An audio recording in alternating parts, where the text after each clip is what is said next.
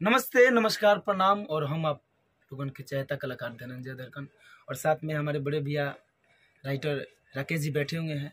बहुत खुशी की बात है कि भैया बहुत फाड़ू फाड़ू गाना लिखल है हमारा खातिर। एक बार मनमोही भैया के स्टूडियो में अभी हम लोग हैं, एक बार इनका गाना ब्लास्ट रिकॉर्ड भइल है। जब आई तो आप लोग सुनम और ढेर सारा प्यार आशीर्वाद देम। और WR ब्लॉग्स वीडियो है, ये चैनल का नाम है, तो आप लोग इस चैनल को सब्सक्राइब करें और ढेर सारा प्यार आशीर्वाद दे के इस चैनल को बढ़ाएं। और हमारे भैया का जैसे गाना रुआ लोग सुने लिखल फाड़ू फाड़ू गाना, तो गाना का सुने खातिर रुआ WR ब्लॉग्स चैनल को आप लोग सब्सक्राइब करें, ढेर सारा प्यार आशीर्वाद दे के आगे बढ़ाएं। जय हो, जय हर हर Mahadev.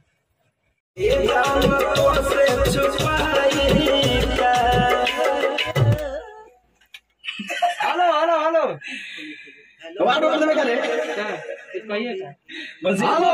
Yes tell me baby. ये गाना भी मिक्स करवा कर ले रहे, ठीक है? अरे हम गाना ना मनमोही भाई के गाना हमें गाना दे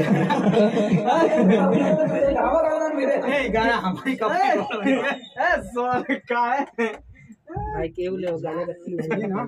हां इनके वाला गाना है ना। हां इनके वाला गाना उसी में गवाए सब यही टाइप का गाना है, मस्त मस्त इधर हुआ के बॉब करें। आपका भी गाना मस्त मस्त लिखा है।